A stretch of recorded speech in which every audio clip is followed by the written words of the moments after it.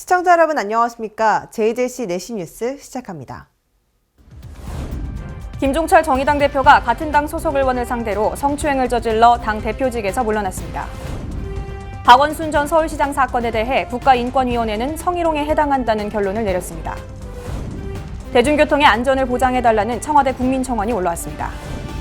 국회의원들의 아파트 재산 신고액이 시세에 크게 못 미치는 것으로 나타났습니다. 대전시가 시민들에게 보다 나은 사회 서비스를 제공하기 위해 대전광역시 사회서비스원을 설립했습니다. 첫 소식입니다. 김종철 정의당 대표가 같은 당 소속 의원을 상대로 성추행을 저질러 25일 대표직에서 물러났습니다. 원내 의석을 둔 공당의 대표가 성비위로 사퇴하는 일이 처음인데다 성폭력 추방에 가장 적극적이었던 진보 정당이라는 점에서 충격을 불러일으키고 있는데요. 현 상황에 대한 각 언론사들의 의견 살펴보겠습니다. 먼저 A일보는 안희정, 오거돈, 박원순이라는 여권의 거물들이 잇따라 성범죄로 퇴출했으면 그만 멈춰야 마땅한데 또 진보 진영에서 권력형 성범죄가 터져 개탄스럽다고 말했습니다. 또한 무관용 원칙에 따라 가장 높은 수위로 징계해야 한다고 강조했습니다. B일보는 정의당이 제도권 정당 가운데 성병등 이슈에 따른 큰 목소리를 냈던 만큼 이번 성추행은 더 부끄럽고 참담한 사건이라고 비판했습니다. 또한 도덕성이 생명이라 할 수 있는 진보 정당의 이미지 타격은 피할 수 없을 것으로 보인다고 말했습니다. 마지막으로 C일보는 진보 진영의 거물 정치인들이 권력형 성범죄로 낙마하면서 위선의 바닥을 드러내는 일이 끊이지 않고 있다며 이는 민주화 세대를 자처하는 정치인들조차 여성 인권에 대한 인식이 권위주의 시절에 머물러 있음을 보여준다고 비판했습니다. 막강한 권력을 가진 고위직, 유력 정치인일수록 스스로 경계심을 갖고 성인식을 제고하는 노력이 필요합니다. 궁극적으로는 법과 제도, 문화, 인식에 뿌리내린 성차별을 해소하는 것이 성폭력 근절의 길입니다. 다음 소식입니다. 박원순 전 서울시장이 피해자에게 행한 선적 영동에 대해 국가인권위원회가 이는 성희롱에 해당한다는 결론을 내렸습니다. 경찰과 검찰이 박 전 시장 사망을 이유로 해당 사건을 공소권 없음 처리하면서 묻힐 뻔한 사건인데 독립된 국가기관의 공식 판단을 통해 사실로 입증된 것입니다. 해당 상황에 대한 각 언론사들의 의견 들어봅니다. 먼저 A일보는 인권전담 국가기관이 피해 조사 착수 5개월 만에 피해 사실을 공식적으로 인정한 점은 늦었지만 다행이라는 의견을 더했습니다. 다만 제도 개선의 권고에서 박 전 시장의 측근들에 대한 징계 권고는 빠져 있어 아쉬움이 남는다며 법원과 인권위가 박 전 시장의 성희롱 등을 인정한 만큼 피해자의 상처를 덧내는 2차 가해는 더는 없어야 한다고 말했습니다. 이어서 B일보는 이제 우리 사회는 성희롱 문제를 성적 연동의 수위나 빈도에서 고용 환경에 미치는 영향으로 거부 의사표시 여부가 아니라 권력관계 문제로 받아들여야 한다고 말했습니다. 또한 이러한 인식 전환 없이는 권력형 성비위 사건은 계속 터져나올 수밖에 없다는 것을 우리 사회 구성원 모두가 명심해야 한다고 강조했습니다. 마지막으로 C일보는 이제 피해자 보호와 안전한 일상 복귀가 급선무라며 아울러 우리 사회가 20년 전 성희롱 법제화 당시의 인식 수준에서 크게 나아가지 못했음을 통감해야 한다고 말했습니다. 성희롱을 바라보는 관점을 개인 간의 문제가 아닌 조직 문화, 위계 구조의 문제로 바꾸고 다시는 같은 잘못과 상처를 반복하지 않도록 근본 해법을 마련해야 한다는 의견입니다. 성희롱이 인정된 만큼 사건 관련자들은 엄중한 책임을 져야 합니다. 이번 인권위 판단을 계기로 성희롱 사건이 더 이상 개인의 문제가 아니라 우리 사회에 만연한 문제라는 점을 명확히 인지하고 권력형 성범죄를 근절하는 계기가 돼야 할 것입니다. 국민이 물으면 정부가 답하는 국민청원, 국정 현안과 관련해 누구나 청원을 제기하고 국민 다수의 목소리를 모을 수 있는데요. 20만 명 이상의 동의를 받으면 정부와 청와대 관계자들의 답변을 받게 됩니다. 오늘 소개해드릴 내용은 버스 롱패딩 사망 사고와 관련해 대중교통의 안전을 보장해달라는 청원입니다. 경기도 파주에서 버스에서 내리던 20대 여성 승객의 롱패딩 옷소매가 뒷문에 끼이면서 결국 피해자가 사망하는 사건이 벌어졌습니다. 이와 관련해 피해자의 유족은 대중교통의 안전을 보장해달라고 청와대 국민청원에 호소했습니다. 그는 제 동생은 10m를 끌려가다가 넘어지면서 뒷바퀴에 깔려 즉사했다며 처음에는 문을 두드리고 속도를 내는 버스에 놀라 같이 뛰어보기도 했지만 순식간에 결국 넘어져 버렸다고 사건 개요를 설명했습니다. 이어 버스에는 센서가 있다고 하지만 버스 뒷문은 2.5cm의 압력이 가해져야 문이 열리도록 되어 있다며 2.5cm 두께가 되지 않으면 이런 경고를 알릴 방법은 운전기사의 확인 외에는 없다고 말했습니다. 이어서 이런 센서 또한 개선이 필요하며 안전한 운행을 위해서라도 정기적인 정비가 필요하다고 지적했습니다. 또한 승하차 때 나는 사고의 경우 범칙금 또는 버스 회사 내부에서 교육으로 끝나는 경우가 대부분이라며 사고에 대해서는 운전자에 대한 형사 책임을 확실히 할 수 있는 법이 재정비돼야 한다고 촉구했습니다. 그러면서 청원인은 버스 기사의 정기적인 안전교육의 강화, 승하차 시 타고 내릴 수 있는 안전시간 확보, 버스 사고의 처벌 강화 등을 제안했습니다. 해당 청원에는 1일 오후 1시를 기준으로 약 3만 명이 동의했습니다.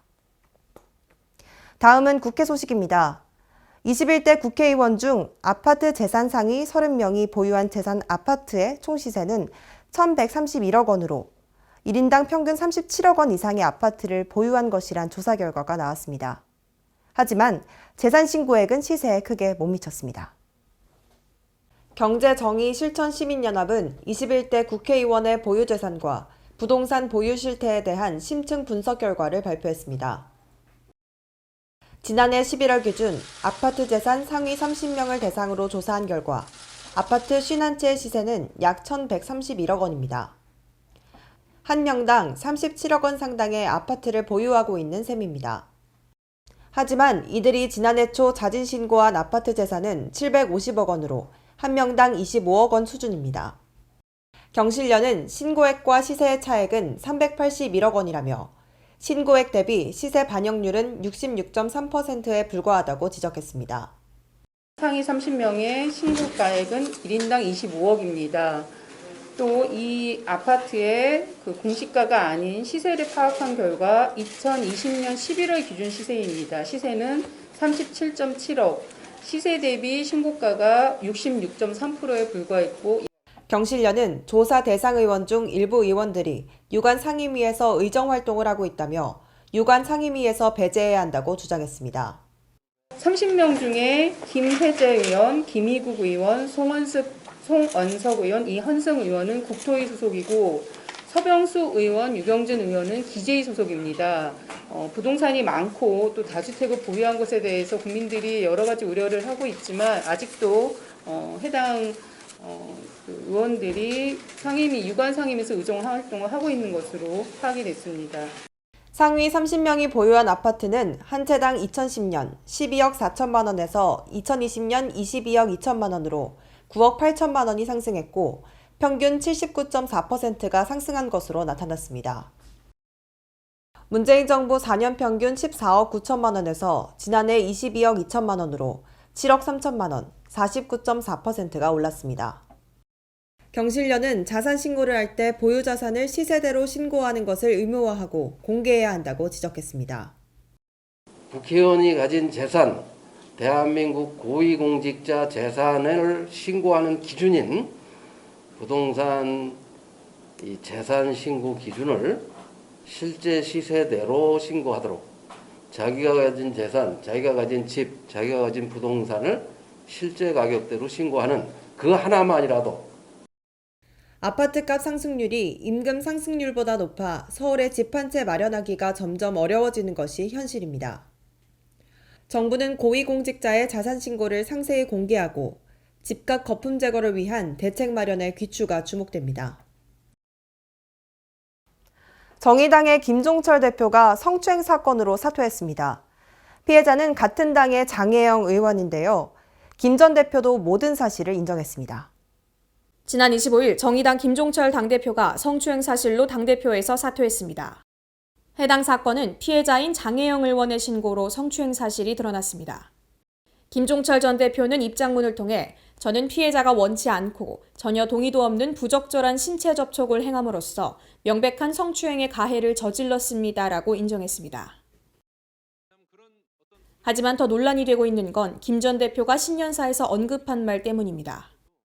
사회의 압도적인 성적 권력, 그러니까 권력 구성은 여성에게 철저하게 불리하게 돼 있는 것이 사실이고, 또 그 폭력의 피해자의 거의 압도적인 다수가 여성이기 때문에 그것이 어떤 또 다른 알리바이, 어떤 성폭력으로 여성들이 고통받고 있는 현실을 이렇게 약간 무마하기 위한 이런 것으로 쓰여서는 안 되겠다, 이런 생각을 좀 합니다.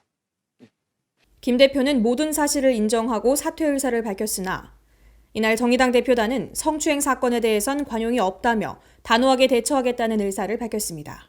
정의당은 성추행 사건에 대해 예외와 관용이 없습니다. 그런 점에서 정의당은 원칙과 성인지 감수성, 그리고 당원 당규 등에 따라 단호하게 조치할 것입니다. 젠더 평등이라는 이념을 앞세우던 정의당은 이번 사태로 큰 타격을 입게 됐습니다. 정의당 김종철 대표가 성추행 사실로 인해 당 대표직에서 사퇴했지만 형사상 고소는 고려하지 않은 것으로 알려졌는데요. 당 정체성을 흔들 초유의 일인 만큼 제명을 결정했습니다. 지난 25일 정의당은 브리핑을 통해 김종철 전 당대표의 성추행 사건을 알렸습니다. 김종철 대표의 성추행 사건으로 큰 충격과 심려를 끼친 점에 대해 국민 여러분과 당원 여러분께 머리 숙여 깊이 사과드립니다. 이에 피해자인 장혜영 의원도 입장문을 밝혔습니다.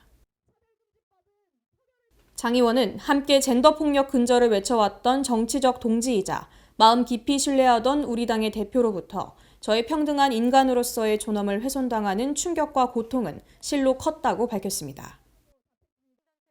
이어 김종철 전 정의당 대표의 성추행 사건이 공개된 다음 날 한 시민단체도 김 전 대표를 성추행 혐의로 고발했습니다.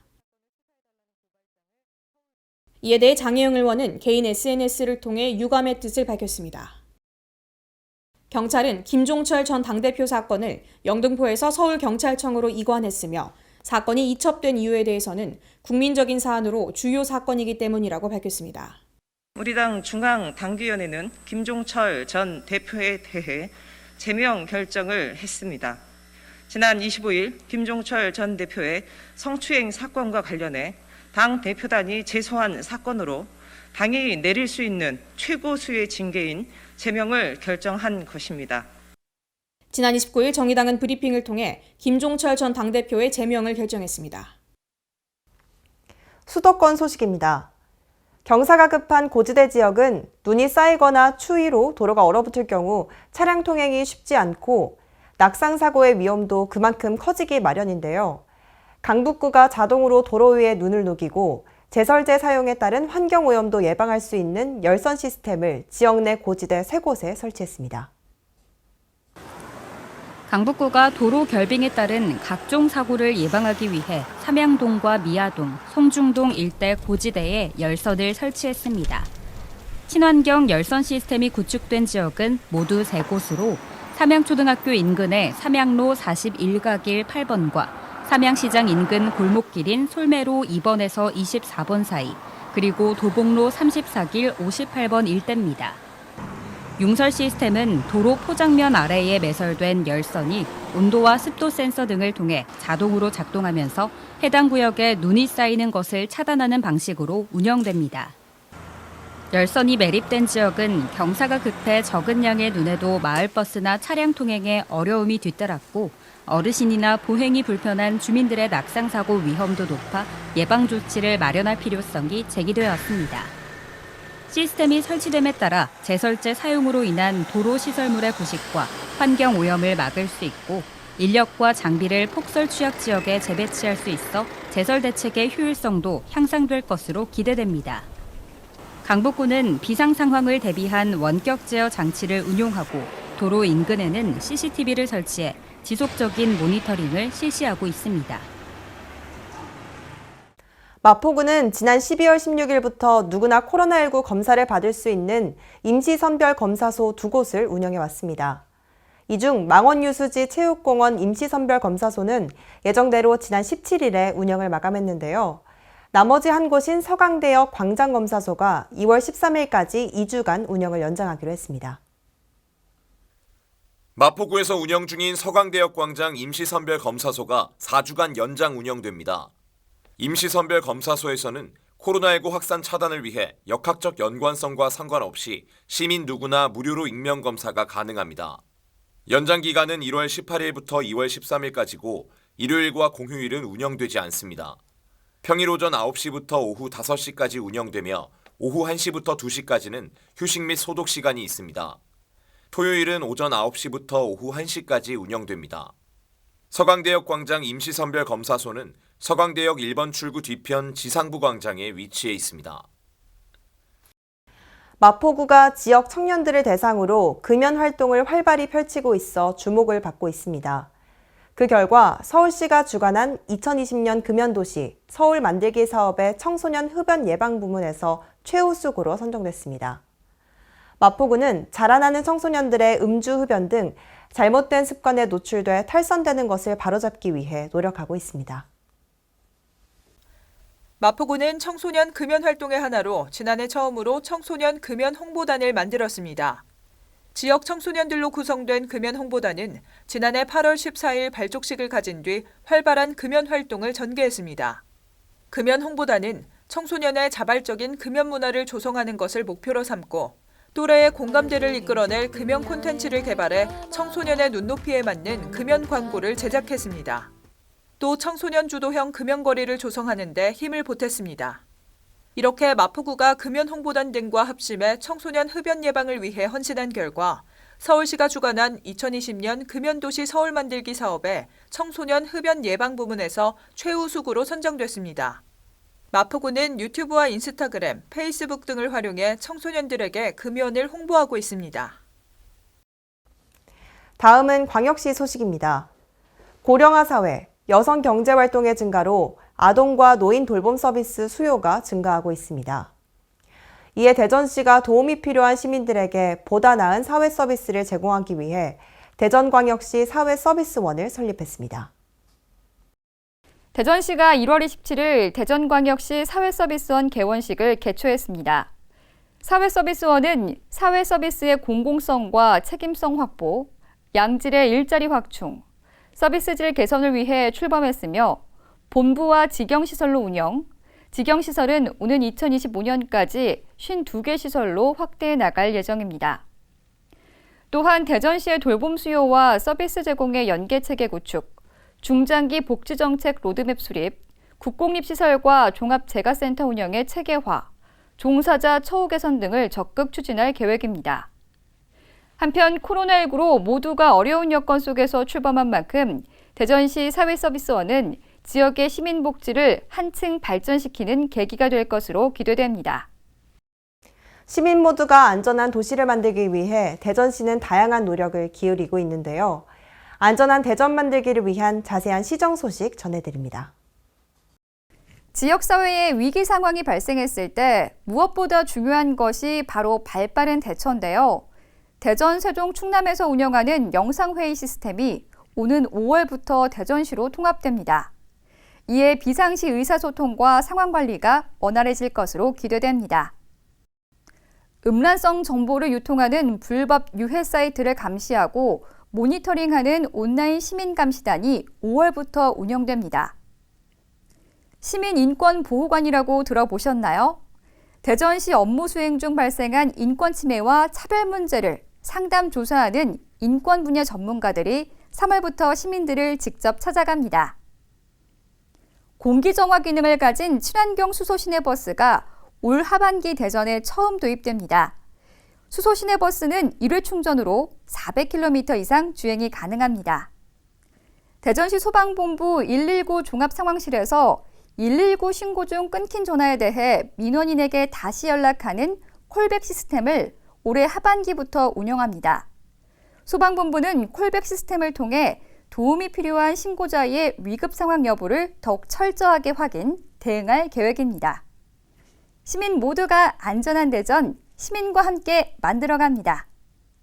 광주시가 출퇴근 시 교통 혼잡을 개선하고 물류 비용 절감을 위해 관내 간선도로 사업을 4개 분야로 구분해 추진합니다.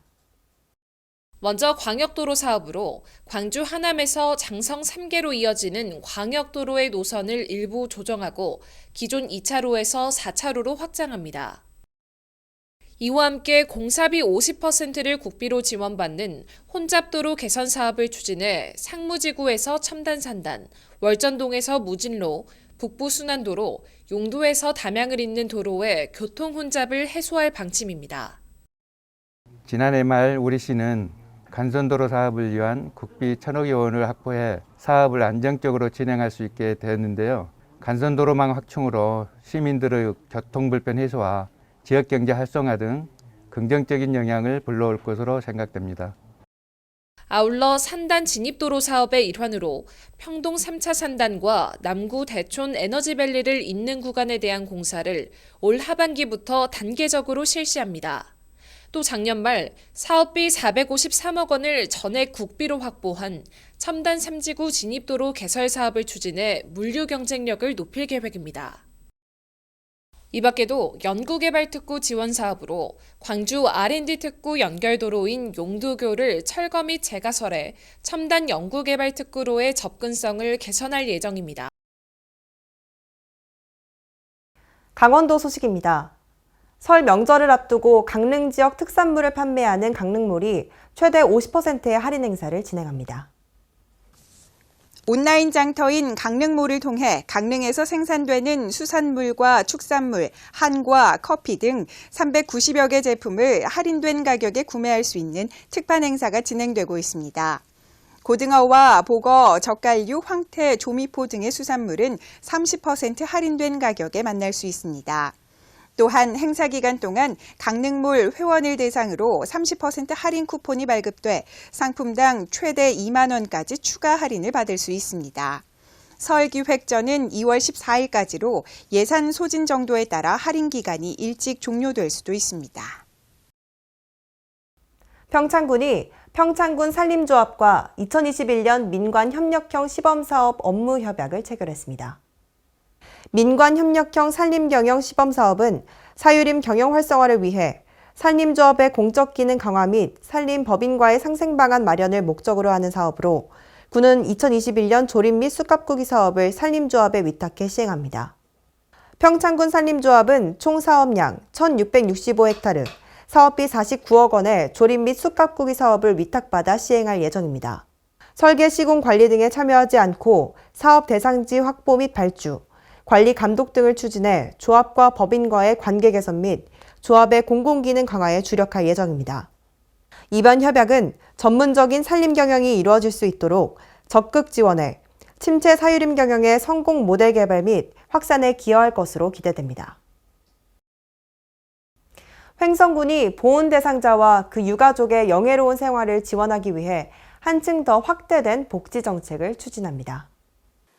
횡성군이 보훈 대상자의 생활 안정과 복지 향상을 위해 복지 정책을 확대했습니다. 참전 유공자 명예수당은 기존보다 3만 원 인상한 20만 원으로, 유공자 배우자의 복지수당은 5만 원 인상한 12만 원으로 확대하고 생일 축하금 10만 원을 신설 지급합니다. 또한 국가보훈 대상자에게 지급되는 보훈수당은 5만 원 인상해 15만 원을, 보국 수훈자 수당은 2만 원 오른 12만 원을 지원하고 사망 위로금은 참전 유가족 40만 원, 보훈 유가족 30만 원으로 각각 10만 원 증액하는 등 지원을 대폭 확대했습니다. 충청도 소식입니다. 충북도가 코로나19 백신 예방접종을 위한 시행 계획을 마련했습니다. 도와 시군은 행정부지사를 단장으로 하는 예방접종 시행추진단 및 민관협의체를 구성해 본격 운영합니다. 이들은 상황 총괄 계획 수립과 백신 수급 관리, 예방접종 홍보, 의료기관 현장 점검 등의 역할을 맡게 됩니다. 도내 접종 대상은 우선 접종 60만 명, 일반 접종 75만 명 등 모두 136만 명으로 도는 접종이 진행되는 오는 2월부터 11월까지 현장 지도 합동 점검반과 이상 반응 신속 대응반을 운영할 방침입니다. 보령시가 보령 가축 경매시장 개장 후 4년간 30억 원의 농가 추가 소득을 창출하며 옛 명성을 되찾았습니다. 보령시가 보령 가축경매시장 개장 후 4년간 30억 원의 농가 추가 소득을 창출하며 남포 한우의 옛 명성을 되찾았습니다. 시에 따르면 지난 2017년부터 2020년까지 총 거래두 수는 모두 12,216두, 거래액은 507억 원으로 총 30억 5,400만 원의 농가 추가 소득을 올렸습니다.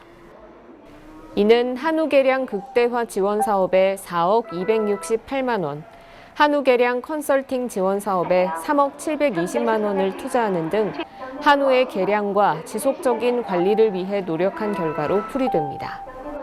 보령시는 앞으로도 한우 농가의 소득 향상과 지역 경제 활성화를 위해 더욱 노력한다는 방침입니다. 경상도 소식입니다. 양산시 도심의 미세먼지 저감과 열섬 현상을 완화하기 위한 도시바람길 숲 조성 사업이 올해부터 본격화됩니다. 양산시는 지난 2019년 정부의 지역 밀착형 생활 SOC 사업 선정과 중앙투자사업 심사를 마친 도시바람길 숲 조성 사업에 대한 시행 계획을 마련했습니다. 사업은 물금신도시, 중앙, 삼성, 강서동 원도심과 웅상 등 3개 권역에 각기 다른 주제로 2022년까지 1, 2, 3단계로 나눠 메타세콰이어 등 큰 나무 2만 4천여 그루를 심는 것으로 추진됩니다. 사업비는 국비 100억 원을 포함해 총 200억 원이 투입됩니다.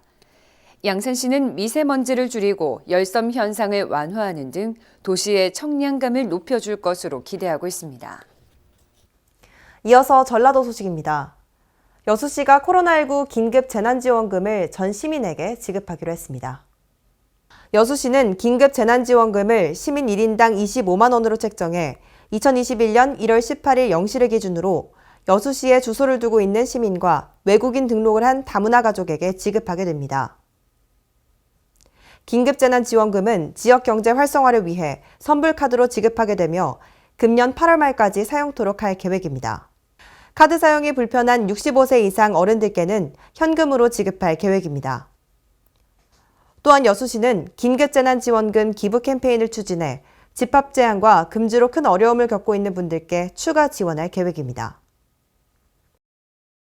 군산시에 정착한 귀농 귀촌인이 386세대 674명인 것으로 나타났습니다. 지난해 귀농 귀촌 정책을 추진한 이후 전년 대비 53%가량 증가한 수치인데요. 황인아 기자가 취재했습니다. 군산시가 지난해 귀농 귀촌 정책을 추진한 결과 386세대 674명의 귀농 귀촌인이 지역에 정착한 것으로 나타났습니다. 이는 전년 440명 대비 53%가량 증가한 수치로 특히 이러한 성장은 경제활성화뿐 아니라 침체된 농촌 지역에 새로운 활력을 불어넣어 긍정적 영향을 보여줄 것으로 기대되고 있습니다. 이 밖에도 올해는 도시민 유치활동과 더불어 정주 여건 개선에 더욱 노력을 기울일 예정이며 임시거주시설 조성과 안정적 정착 지원 등 5개 분야 25개 사업에 총 사업비 6억 2천만 원을 편성, 귀농귀촌 정책을 추진한다는 입장을 밝혔습니다. 군산시 관계자는 최근 코로나19 등의 영향으로 귀농 귀촌에 대한 관심이 급증하고 있는 만큼 내실 있는 지원 정책과 인구 유치 활동을 통해 농업 농촌에 새로운 활력을 불어넣겠다고 말했습니다. 지금까지 전북에서 황인아였습니다. 남원 양대사 마실기 목판이 전라북도 지정 유형문화재 제274호로 지정됐습니다. 황인아 기자의 보도입니다. 조선시대 간행된 208장의 완본의 남원 양대사 마실기 목판이 전라북도 지정 유형문화재 제274호로 지정됐습니다. 남원시에 따르면 남원 양시 충장공파 중중의 양대사 마실기 목판은 개인 문집임에도 불구하고 왕명에 의해 간행된 목판으로 판각기법이 매우 훌륭하고 결라된 판목도 없는 등 중요한 가치를 지녀 유형문화재 제274호로 지정됐다고 밝혔습니다. 양대사 마실기 목판은 조선시대 임진왜란 때 의병 양대박에 대해 심한지 등이 간행한 책을 1799년 왕명에 의해 판각한 것입니다.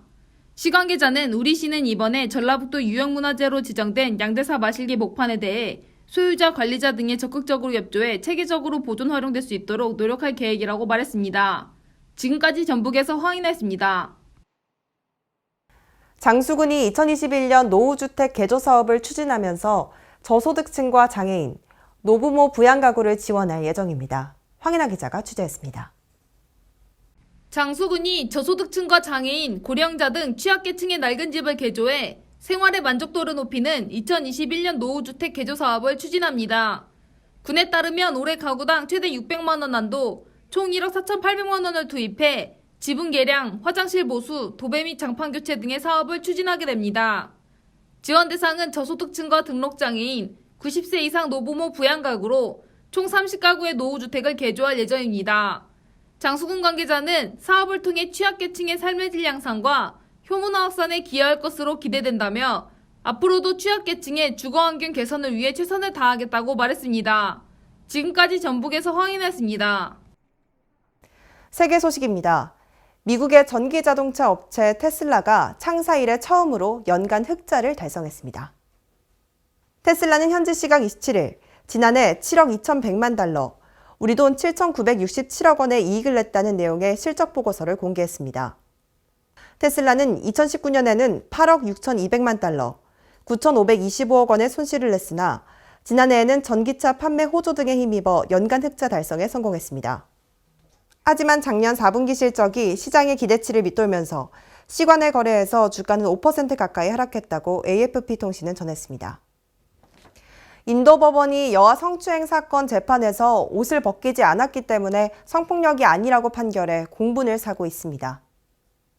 CNN에 따르면 지난 19일 인도 문바이 고등법원 판사 푸시 파가네 디왈라는 12세 여아를 자신의 집으로 데려와 속옷을 벗기려고 한 혐의를 받는 39세 남성에게 무죄를 선고했습니다. 디왈라 판사는 남성이 아이를 집으로 데려간 뒤 추행한 사실을 인정했지만 옷을 벗기지 않아 피부가 맞닿지 않았기 때문에 성폭력에 해당하지 않는다고 판결했습니다. 이번 판결에 대해 여성 인권운동가인 난자냐 쿠마리는 창피하고 터무니없으며 충격적이고 사법적인 신중함이 결여됐다고 지적했고, 판결 이후 여성계를 중심으로 한 인도 지식인들은 크게 분노했습니다.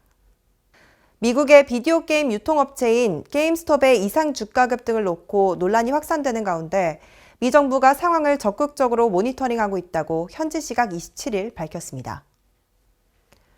블룸버그 보도에 따르면 미국 증권 규제 당국인 증권거래위원회는 이날 성명을 통해 투자자 보호와 효율적인 시장 관리를 위해 유관기관들과 협력하고 있다며 상황을 적극적으로 모니터링 중이라고 밝혔습니다. 이 같은 주가 급등세는 소셜미디어 레딧에 월스트리트 배츠라는 이름으로 개설된 토론방을 중심으로 뭉친 개인 투자자들이 대거 매수에 나선 데 따른 것입니다. 이에 온라인 유통이 대세로 잡힌 상황에서 한물간 업종으로도 볼 수 있는 이 회사의 대규모 공매도를 해온 헤지펀드 등 전문 투자자들은 수조 원의 손실을 본 것으로 알려졌습니다.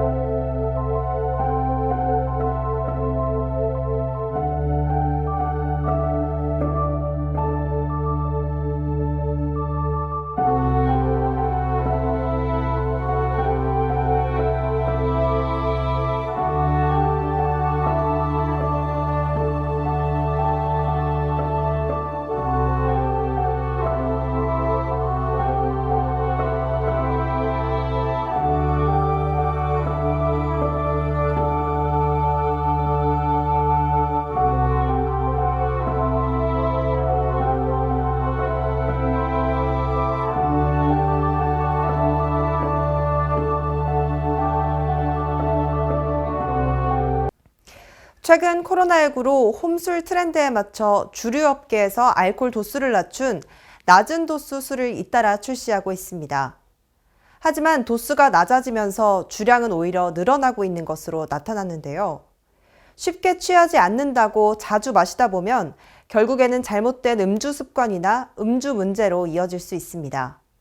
알코올이 적게 든 술이라도 술은 술이라는 사실을 잊지 말아야 합니다. 이상 뉴스 마칩니다. 시청해주신 여러분 고맙습니다.